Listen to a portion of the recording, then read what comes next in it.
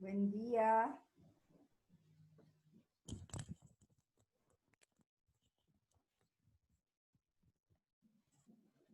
Hola Rosario, buen día. Marcia, bienvenida, buen Hola, día. buen día, Listen.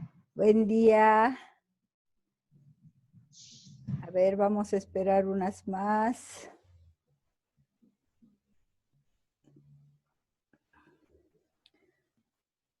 Mientras tanto, podríamos hablar alguito. Cuéntenme qué les ha parecido el juego.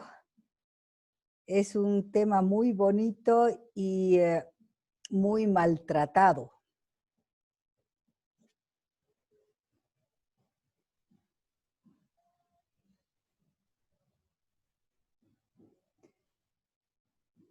Digo maltratado. Listen, yo tengo una preguntita. A ver, las que tú quieras. Si un niño, digamos, en la etapa del desarrollo sufre, digamos, un trauma o sufre algo, cuando es grande se puede, digamos, resolver. Ah, buena pregunta. A ver, eh, la cuestión es esta, ¿no? La mayor parte de nosotros, si tenemos traumas, pero traumas, no importa la edad, eh, los traumas son inconscientes, en primer lugar. Cuando nosotros utilizamos muy alegremente y muy rápidamente la palabra trauma, ay, estoy traumada por esa docente o por esa universidad, me he traumado y demás, no no es trauma, porque el trauma, la característica del trauma es que es inconsciente. Al ser inconsciente, como todo, como todo nuestro ser, por eso es que por ejemplo, una de nuestras principalísimas eh, ocupaciones dentro de la psicología es el ser psicólogos, y el ser psicólogos es descubrir lo que está detrás de esa manifestación. Entonces, el trauma, como no puede salir, hace síntomas. Entonces, lo que se ve acá es el síntoma, no se ve el trauma. Por lo tanto, vemos simplemente los efectos. Hola Sarita, ¿cómo estás? Vemos los efectos del trauma, que son los síntomas. Si nosotros, bueno, Freud y su primer compañero fue, ay, no me acuerdo ahorita, resulta de que pensaban que si ellos hipnotizaban, entonces el trauma se iba a hacer consciente.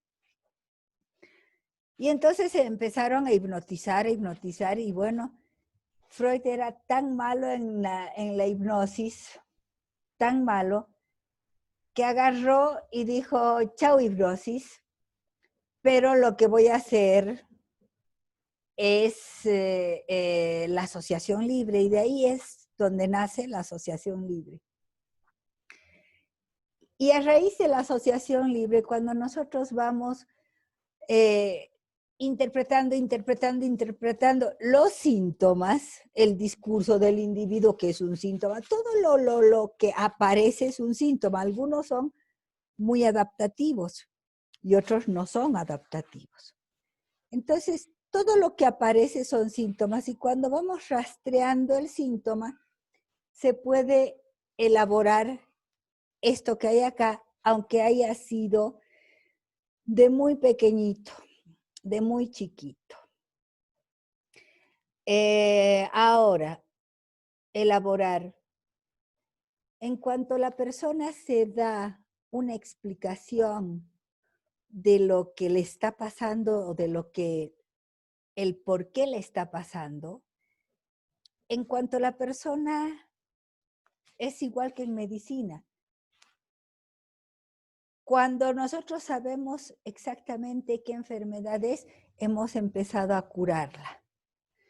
Es igualito. Cuando en psicología nosotros sabemos a qué responde esos síntomas que han aparecido y que responden a este trauma, cuando nosotros empezamos por las asociaciones libres, por los síntomas y demás, rastrear esto, entonces se empieza a elaborar esto y empieza a haber cambios acá. Ahora, lo que está inconsciente, jamás vamos a acceder a él. Esta es la última de las teorías de Freud. Pero lo que nosotros hacemos, chicos, día a día en nuestro consultorio, en nuestro quehacer, es hacer que se elabore esto. Cuando a veces uno comete la ligereza de decir, fulano ha hecho una terapia sintomática.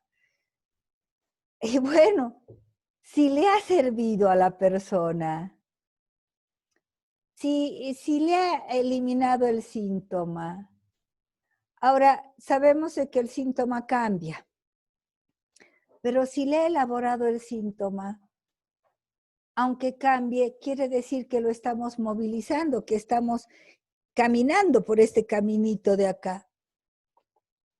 Entonces, chicos, cuanto más,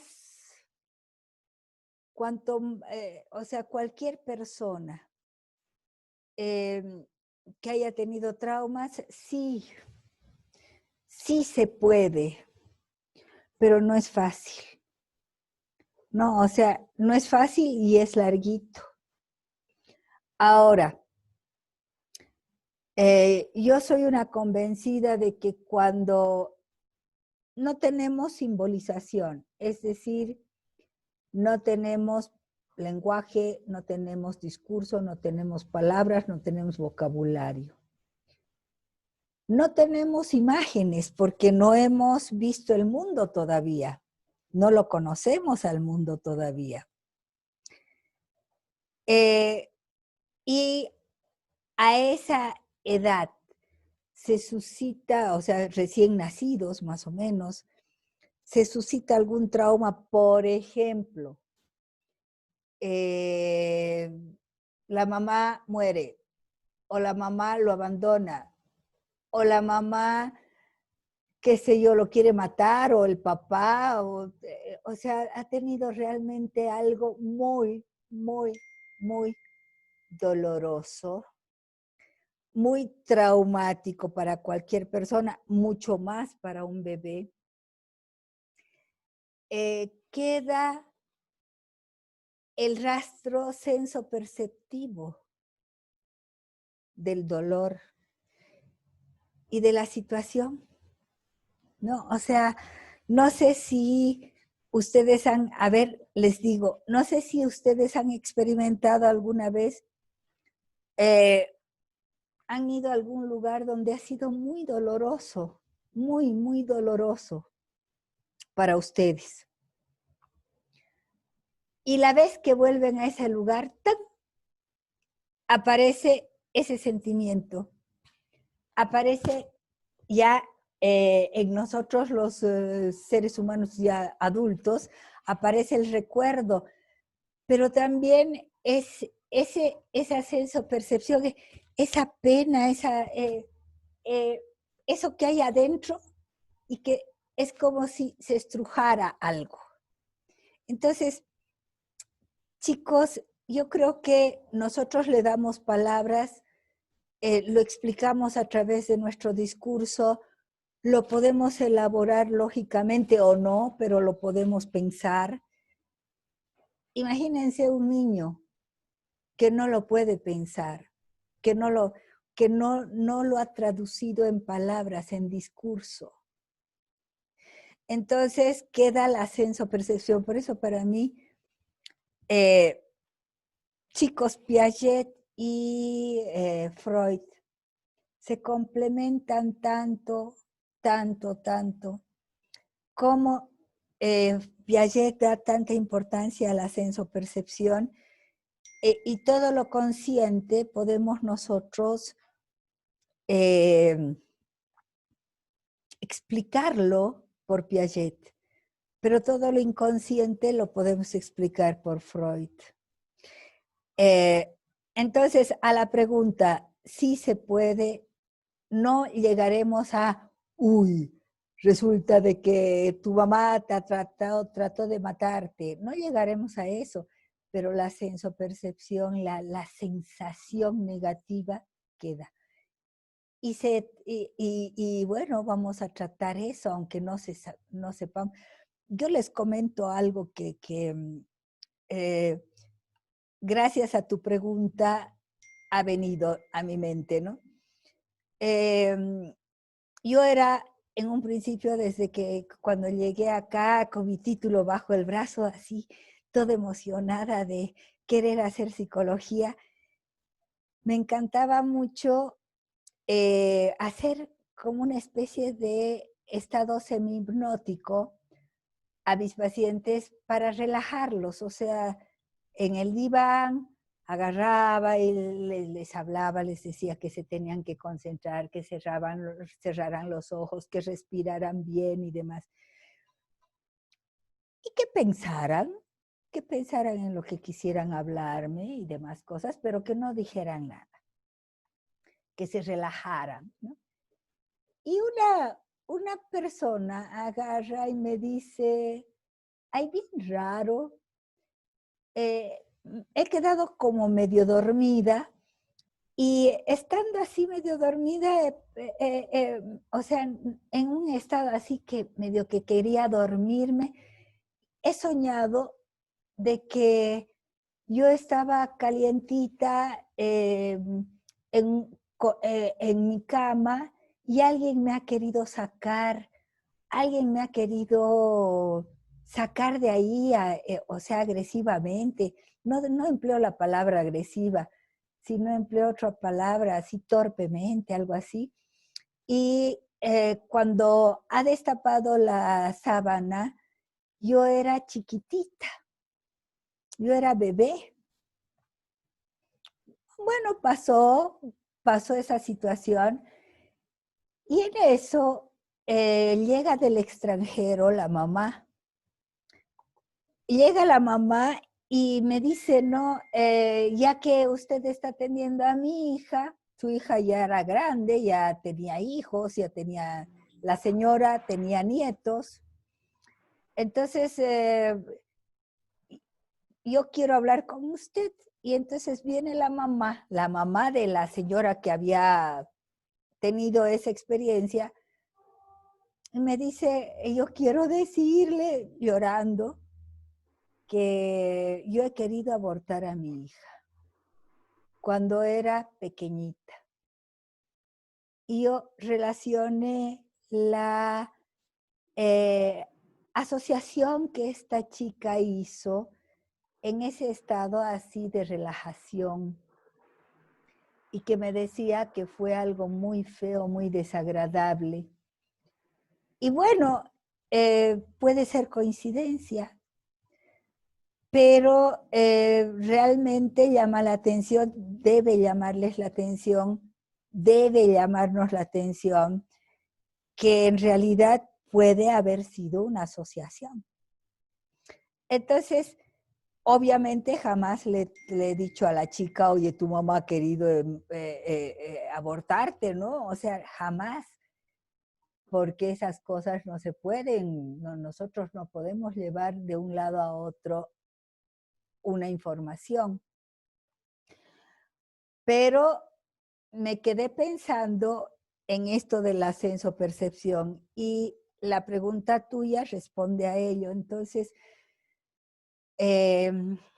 sí, podemos llegar No siempre vamos a tener el dato, acá te traumaste, acá fue donde acácito fue donde te traumaste, pero sí la sensación, el sentimiento, el afecto, cómo le afectó la situación, sí podemos trabajarla. Ahora, mi última respuesta a tu pregunta es, cuanto más primitiva es la problemática traumática, cuanto más primitiva es más difícil, mucho más difícil. Cuanto más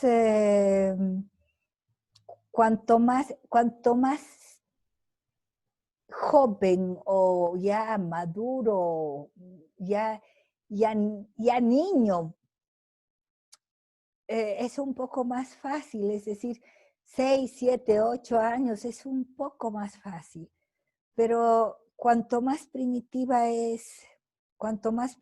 es el trauma, es más difícil. Porque se vuelve parte de la estructura, ¿no?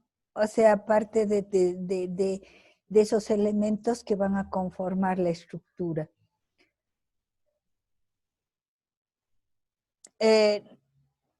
Si en psicología hubieran recetas, qué feliz fuéramos, porque así dijéramos, oh, mira, está teniendo hipo, que haga tal cosa, tal cosa, tal cosa.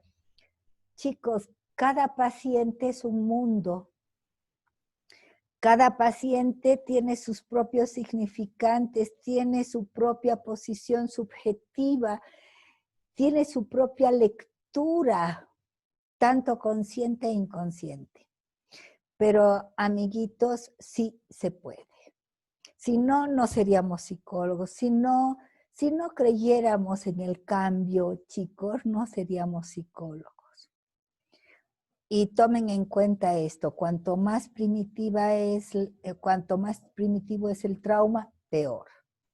Ahora, cuanto más temprano también nosotros podamos intervenir, mejor, ¿no? O sea, cuanto más temprano podamos nosotros asesorar a los papás, entonces, claro, va a ser siempre mejor. ¿Te contesté? Sí, licenciada, muchas gracias por la explicación. Bien. Hace un ratito decía, cuanto más temprano podamos intervenir. ¿Y cómo intervenimos, chicos? A través del juego.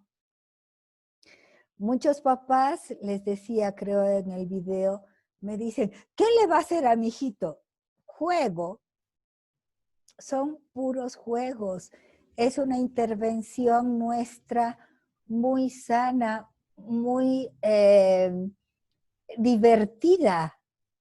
Y nosotros tenemos que hacerlo también en forma divertida, ¿no? O sea, jugamos y van a ver que la gran parte de los los test, de los instrumentos que tenemos para la lectura de lo que pasa en un niño son instrumentos a través del juego, ¿no? Eso es. Bien, esta es una clase de preguntas sobre el juego, chicos. ¿Han visto cómo Balón trata el juego? Primero, dos cositas que quisiera que ustedes tomen en cuenta, ¿no? Uno, que uno agarra y dice, oh, Balón toma un autor, ahí está Piaget, está Freud, está Hall, está 20,000 autores. No. Y también, no sé si les ha llamado la atención, una señora que dice, la señora tantos, que yo para nombres soy muy mala, pues la señora tantos era una asistente en la guardería. ¿Cuál es el gran mérito de Balón? El recopilar todo lo que hasta ese momento se había escrito sobre el juego. Y sobre todo o sea, en realidad Balón ha sido un gran recopilador teórico y su teoría tiene bastante solidez. O sea, en ciertos aspectos no me gusta mucho que sea tan biológico, tan biológico, tan organicista, pero hay muchas cosas que tiene razón. No, a ver, quería hacerles ver primero eso. Y la otra cosa que quería hacerles ver es de que cuando dicen, ¿no? La gran parte de los autores dicen que nosotros a través de los juegos repetimos toda la historia de nuestra especie. Y él dice, ok, sí, repetimos la historia de nuestra especie, pero entonces si repetimos, eso sería biológico. Es decir, tendría que haber sido transmitido de alguna forma por nuestros ancestros en algún genecito, en algún cromosomita, ahí está inscrito esto que hemos pasado los seres humanos. Y si ahí está inscrito lo que hemos pasado los seres humanos, chicos, entonces, en tanto juego, entonces, en tanto otras funciones psíquicas también. Entonces, también en tanto funciones psíquicas nos están transmitiendo genéticamente determinado tipo de tendencias que tenemos y que aparecen en cada uno de nosotros. ¿No? Eso quería hacerles notar.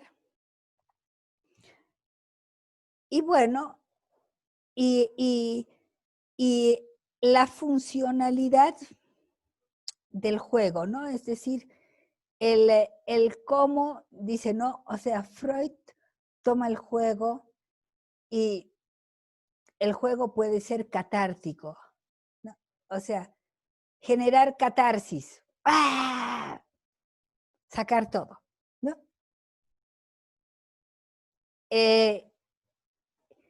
Y por eso es de que nosotros, los psicólogos, utilizamos el juego para terapia con los chicos, terapia con los niños. Y después dice, ¿no? El gran mérito del psicoanálisis es todo lo que ha trabajado sobre la ficción.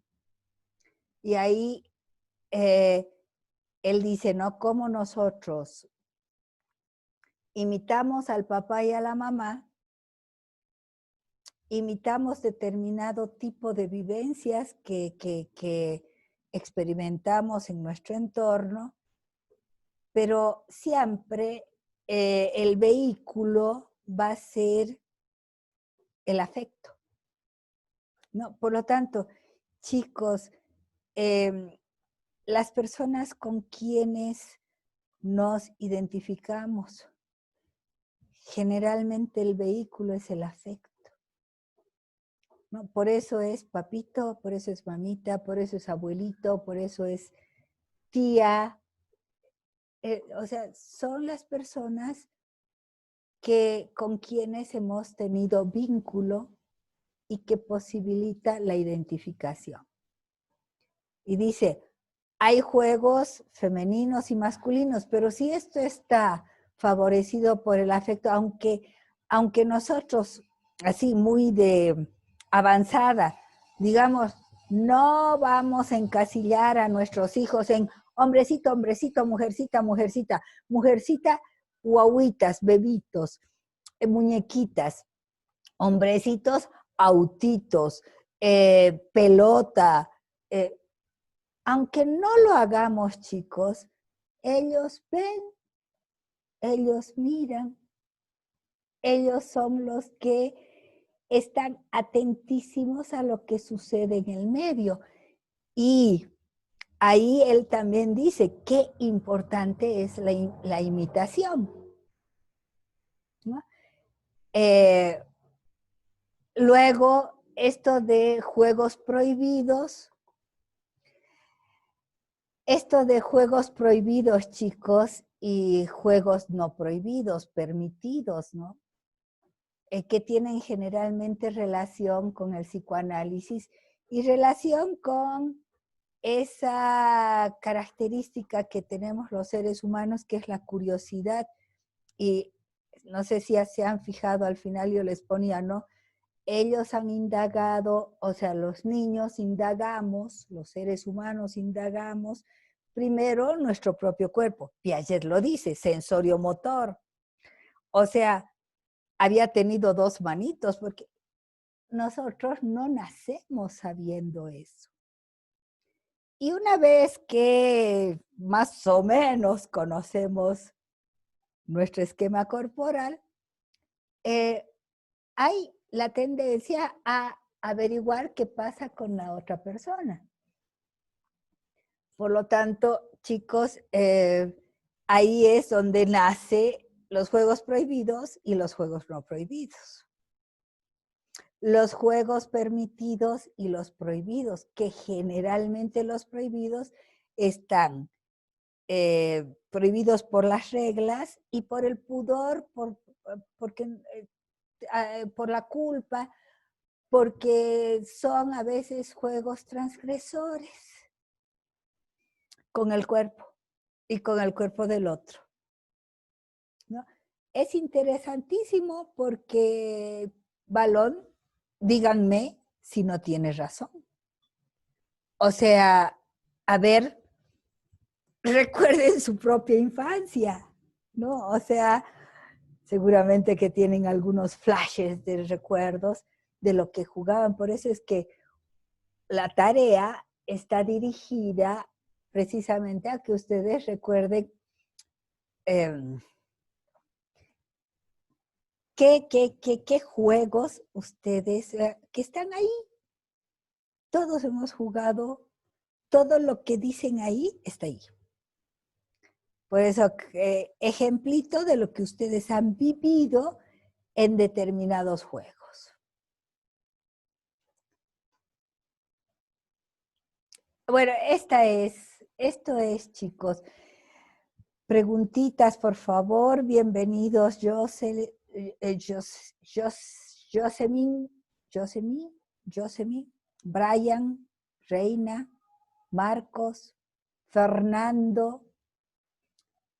Bueno, ya a Marcia, a Sara y a Rosario ya les di la bienvenida. Sí, buen día, licenciada. Dime, Marcia. Sí, yo le quería un poco aclarar mis dudas sobre el tema del juego. A ver. Yo tenía guardería y normalmente usábamos como terapia, ¿no? El juego de roles, que consistía en que ellos cambiaban de papel. Ellos hacían de mamá y yo de hija, o hacían de profesora y yo de hija. Digo yo de alumna. Entonces, por ejemplo, quedé sorprendida cuando ellos hacían de profesoras y yo de alumna, ellos me imitaban y a la vez sacaban sus críticas, porque ellos me mostraban tal como era, porque yo no me daba cuenta, digamos, algunos momentos en que era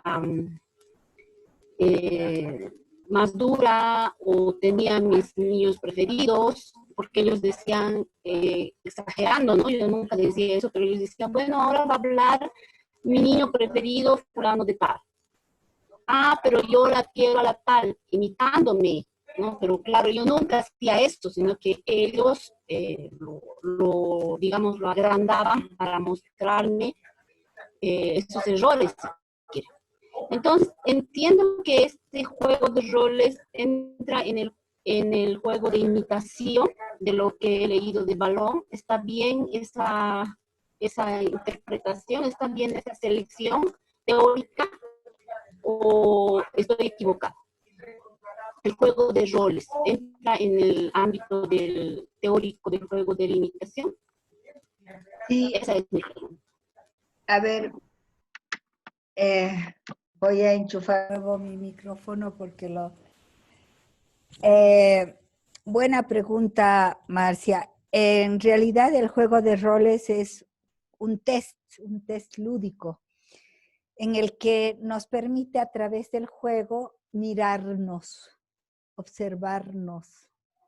O sea, nos permite salir de nosotros y mirar cómo los demás nos miran, cómo los demás nos perciben.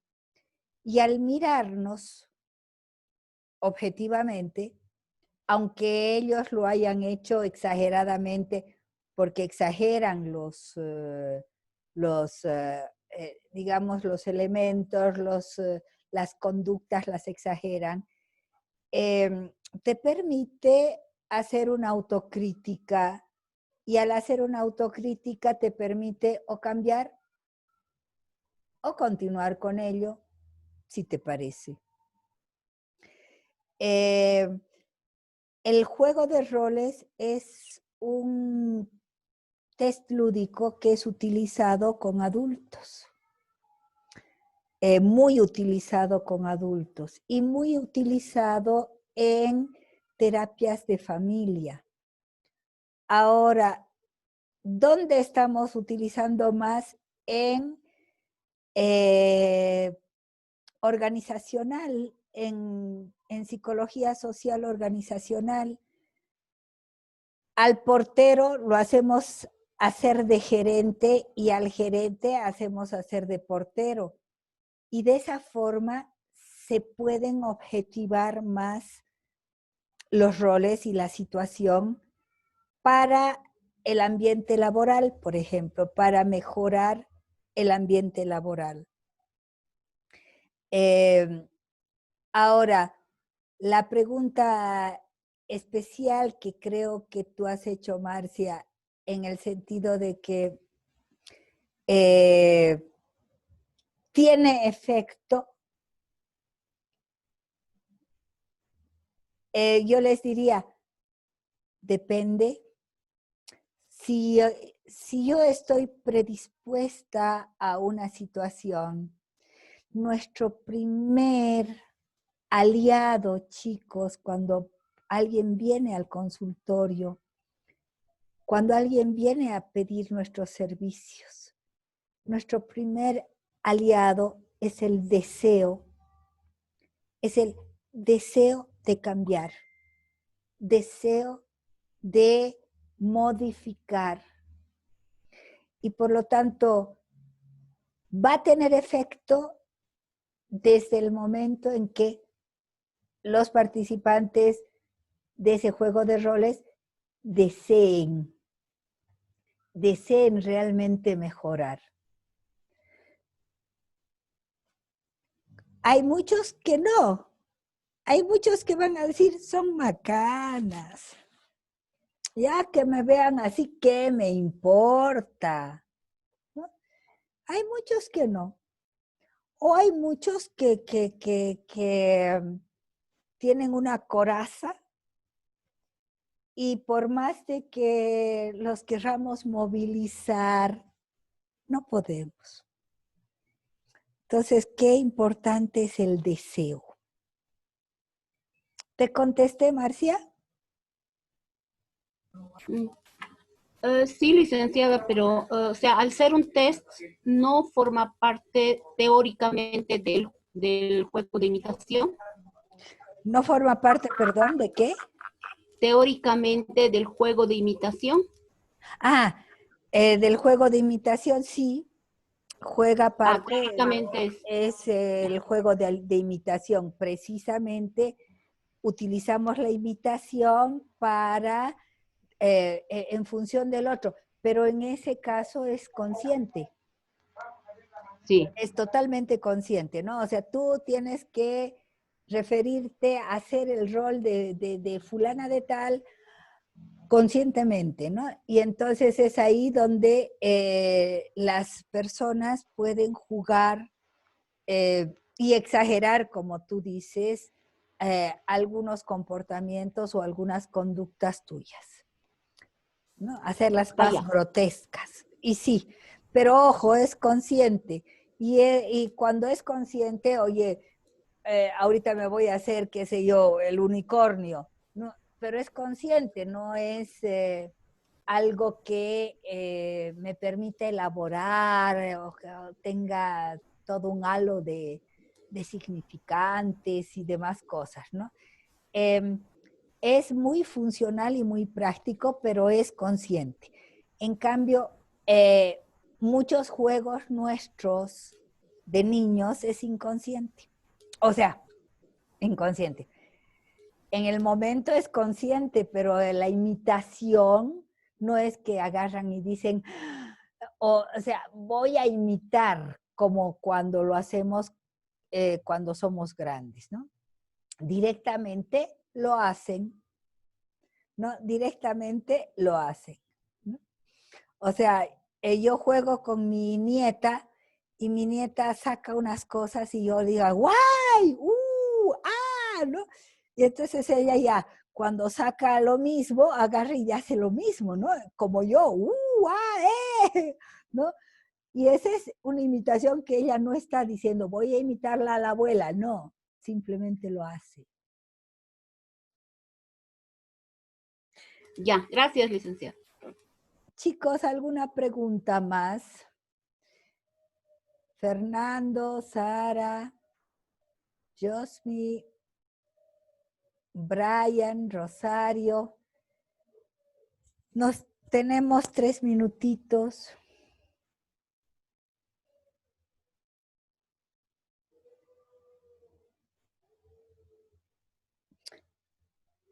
Bueno, si no hay preguntas, dense el tiempo para jugar.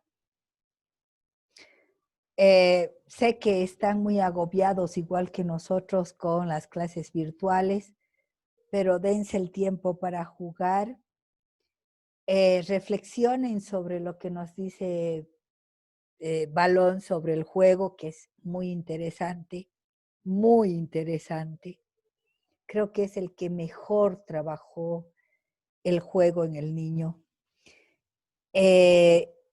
Voy a leer los trabajos y la próxima semana es la semana de las disciplinas mentales. Es una semana muy interesante porque las disciplinas mentales son también algo muy interesante.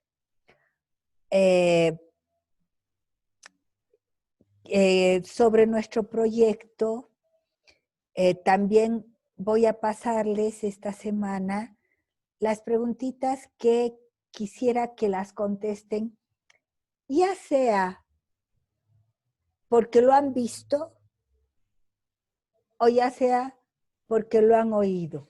Es simplemente una forma de orientación que nosotros vamos a orientarnos, vamos a extraer de la realidad qué está pasando con los niños de nuestro alrededor, para entre nosotros tener una reunión no de 40 minutos, sino de mucho más tiempo y hacer una cosita donde cada uno de ustedes diga algo, si quieren, ¿no? O sea, a ver, Sara, tú tienes que decir estito, o sea, no peguen a sus hijos, ¿no? Rosario, tú tienes que decir, y les recomiendo, eh, eh, invéntense juegos dentro de la casa. Marcos dirá otro tantito, ¿no?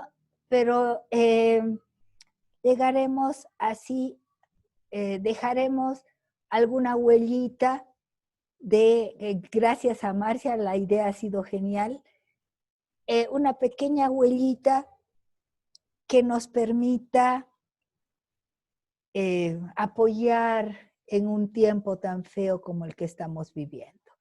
Ya les voy a mandar las preguntas que tendrían que hacer o que ustedes han visto, que ustedes han vivido,